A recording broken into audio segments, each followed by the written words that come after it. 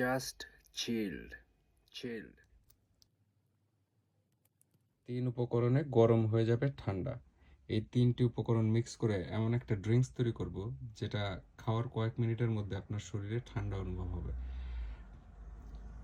তো এখানে যেগুলো জিনিস নিয়েছি, এটা তরমুজ, এটা এটা হচ্ছে টক দই, আর এটা হচ্ছে আইসক্রিম। আইসক্রিম যে কোনো আইসক্রিম হলেই চলবে, দই যে কোনো টক দই হলে চলবে।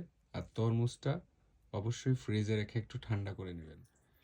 ব্লেন্ডারে সব উপকরণগুলো সম পরিমাণে দিব। আমি যেহেতু চিনি খাই না, তো চিনি যারা খায় একটু চিনি অ্যাড করে নিতে পারেন। আইসক্রিম নর্মালি মিষ্টি থাকে, তো ওটাতে চিনি দেওয়ার প্রয়োজন হয় না।